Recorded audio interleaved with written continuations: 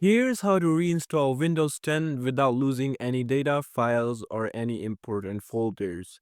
So in this tutorial, I'm going to exactly show you how you can reinstall Windows 10 without losing any data or files.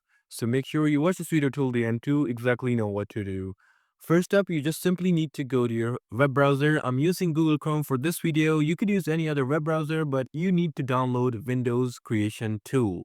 So it's basically Windows Media Creation Tool, but some people call it Windows Creation Tool. You simply need to search that up and it would bring you to this. Now you need to go ahead and press on the first website from the Microsoft official. And now you just need to download Windows 10 installation. Just press download and it's just gonna download right over here, as you can see. So you just need to wait. It's only 18 megabytes, so you don't need to worry about that, and you simply need to wait.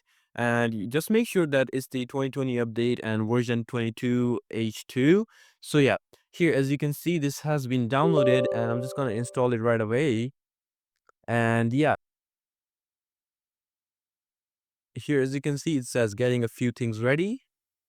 So you just need to wait up, and it's just gonna load for a bit and you know, check up all the stuff that it need to do, and you need to agree to this license and then press accept.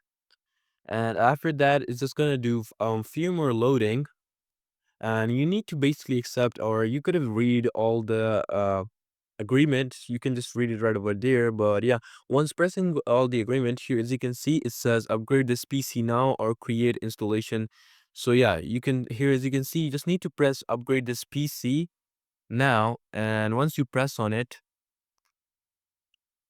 it will just simply, here as you can see, it's downloading Windows 10, but I gotta cut that process because I don't want to do that.